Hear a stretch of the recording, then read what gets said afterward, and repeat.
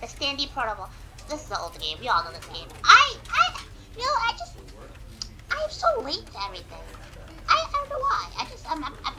I'm just late. But you know, we're gonna still have fun.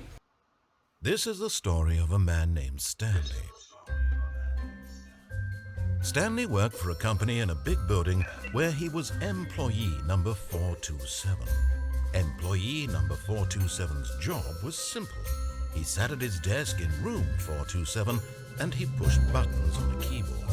Orders came to him through a monitor on his desk, telling him what buttons to push, how long to push them, and in what order. This is what employee 427 did every day of every month of every year. And although others might have considered it soul-rending, Stanley relished every moment that the orders came in, as though he had been made exactly for this job. And Stanley was happy. Was he? And then one day, something very peculiar happened. Something that would forever change Stanley. Something he would never quite forget. He had been at his desk for nearly an hour when he realized that not one single order had arrived on the monitor for him to follow. No one had showed up to give him instructions, call a meeting, or even say hi. Never in all his years at the company had this happened. This complete isolation. Something was very clearly wrong. Shocked, frozen solid, Stanley found himself unable to move for the longest time. But as he came to his wits and regained his senses, he got up from his desk and stepped out of his office. Oh. Okay. Okay. Oh. All of his co-workers were gone. What could it mean? Stanley decided to go to the meeting room. Perhaps he had simply missed a memo. No matter how hard Stanley looked, he couldn't find a trace of his co-workers. Well, maybe they went on to, a team building exercises, a dodgeball. Once again, I am left behind, I see.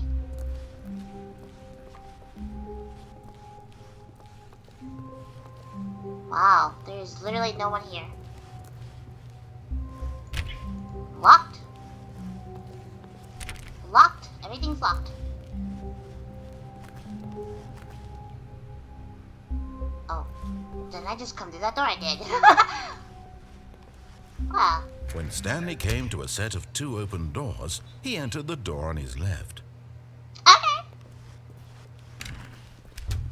Oh, I like that picture. Oh, it's really pretty. I like that. I like that. Yet there was not a single person here either. Feeling a wave of disbelief, Stanley decided to go up to his boss's office, hoping he might find an answer there.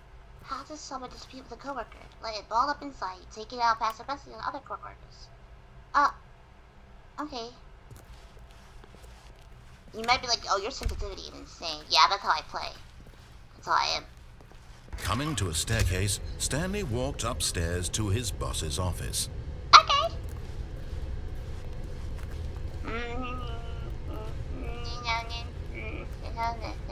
Oh, this wallpaper. I love that. I love it. I absolutely love that. Is it the boss's office? Looks like a vampire lives here. Hello? Stepping into his manager's office, Stanley was once again stunned to discover not an indication of any human life. Shocked, unraveled, Stanley wondered in disbelief who orchestrated this. What dark secret was being held from him? What he could not have known was that the keypad behind the boss's desk guarded the terrible truth that his boss had been keeping from him. And so the boss had assigned it an extra secret PIN number, 2845. But of course, Stanley couldn't possibly have known this. 2845. Yet incredibly, by simply pushing random buttons on the keypad, Stanley happened to input the correct code by sheer luck. Amazing. He stepped into the newly opened passageway. Oh. Oh, I love this. This is beautiful. I love it back here. Very creepy.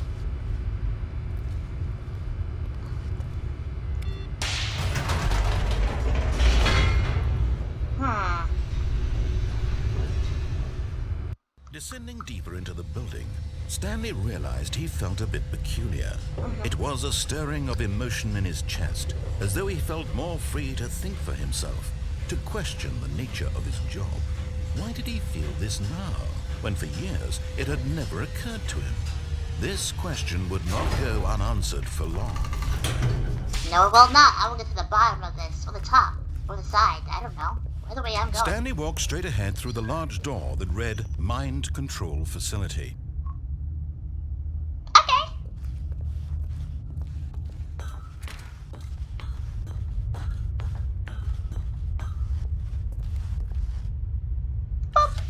The lights rose on an enormous room packed with television screens. What horrible secret did this place hold? Stanley thought to himself. Did he have the strength to find out? The Matrix. That's what it reminds me of. You know, that scene where Neo's in the room with the creator. God, basically.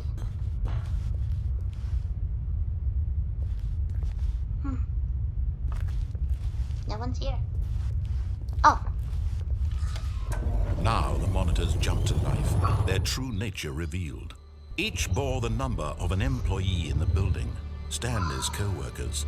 The lives of so many individuals reduced to images on a screen, and Stanley, one of them, eternally monitored in this place where freedom meant nothing. Oh, that's insane.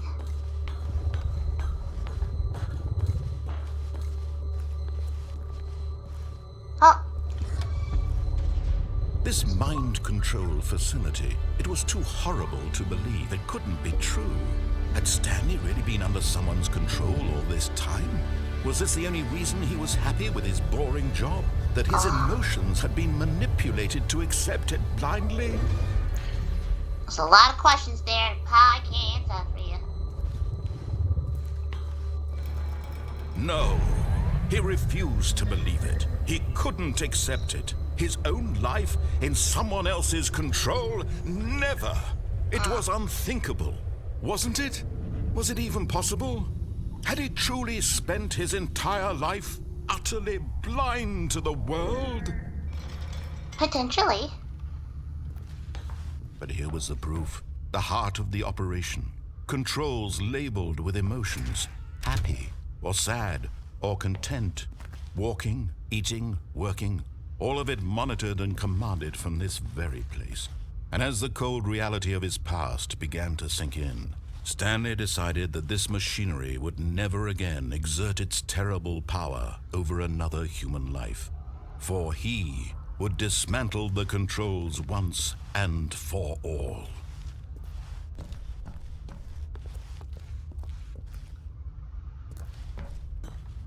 Mind controls idle, awaiting input. Oh, buttons. Where's the button? Ah! Hello? Blackness and a rising chill of uncertainty. Was it over?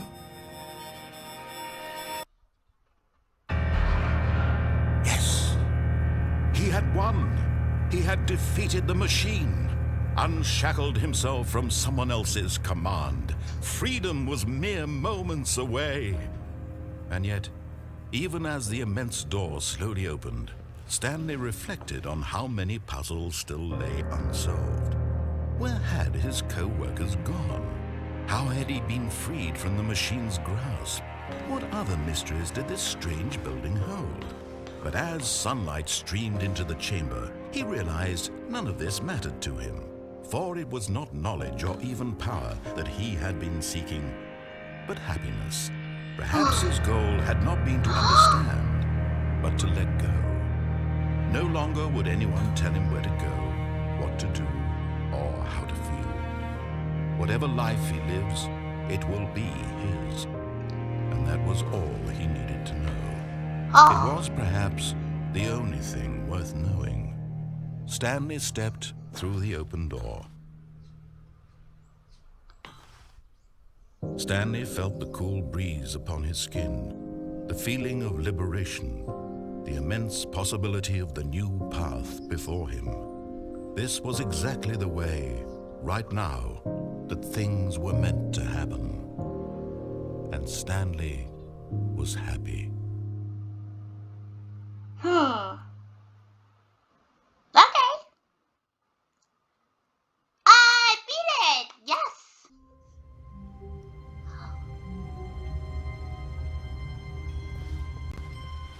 All of his co-workers were gone. What could it mean? Stanley decided to go to the meeting room. Perhaps he had simply missed a memo.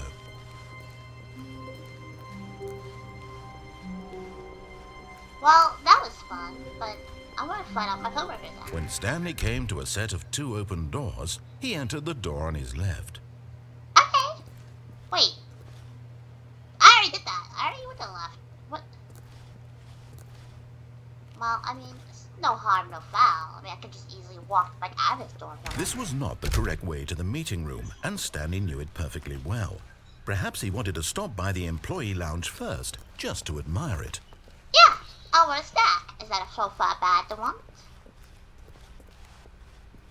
Ah, yes, truly a room worth admiring.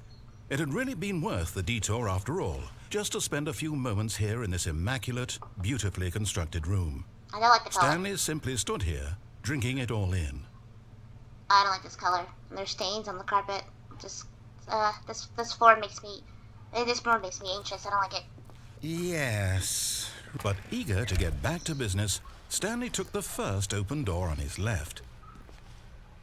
Up? That's gonna lead me back to... Wait. But... No, well, I guess I could... Well, yeah, but... Yeah, I get... Nah. Do not lie. If you're lying right now, stop. Okay. Stanley was so bad at following directions, it's incredible he wasn't 5 years ago. Oh, yeah, I've been told that all my life. Do not jump from the cargo lift while it's in motion. It will cause death. Okay. Look, Stanley, I think perhaps we've gotten off on the wrong foot here. I'm not your enemy, really, I'm not.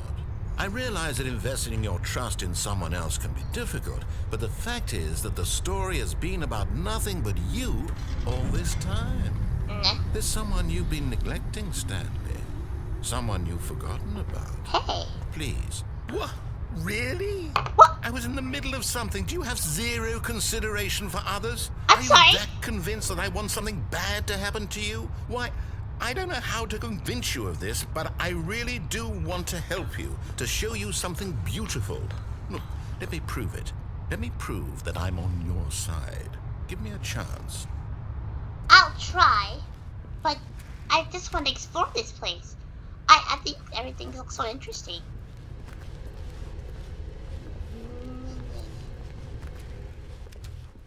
Now listen carefully, this is important. Okay. Stanley walked through the red door. I mean, I could potentially, but...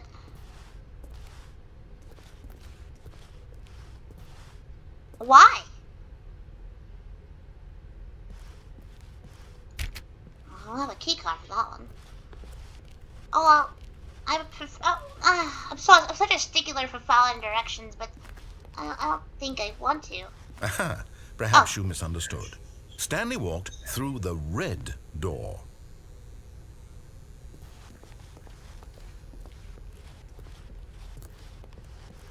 I still don't think we're communicating properly. Stanley walked through the red door. Oh, I'm sorry. Blue is just blue is really... Oh, okay, fine. You know what? I just want to be good, okay? I want you to be positive. Oh, thank God you are willing to listen to me. Do you see that I really have wanted you to be happy all this time? I figured. The problem is all these choices. The two of us always trying to get somewhere that isn't here. Running and running and running, just the way you're doing right now. Don't you see that it's killing us, Stanley? I wanted to stop.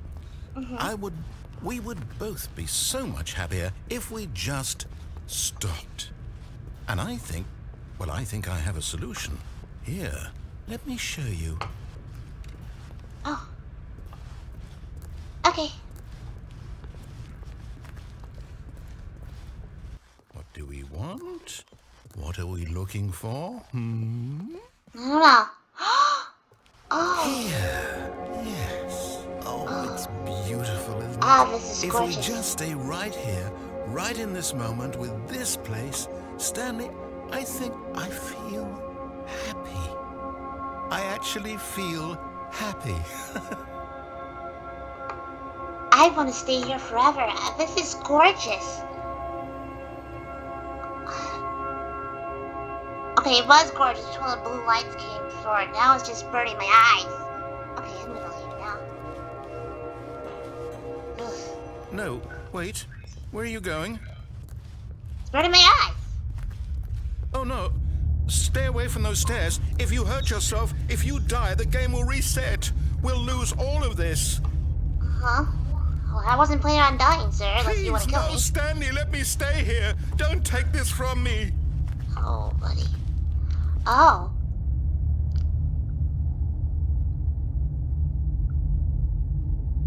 Well, Please, Stanley, think about what you're doing. I know. I don't want to really end my life, I guess. But maybe I could. Maybe I'll be better at this. No! Ow! Thank God. Ouch! You lived. You had me worried there for a moment. Now, can we please get back to the other room? Well, no. Now I've got to finish the job. No. No. What are you doing, Stanley? Please, I'm asking you not to take this away from me. I can't go back to what I was before. If you die, we'll both go back. Why are you doing this? Because I'm at half health now. I might have just ended to get the full health back. Duh.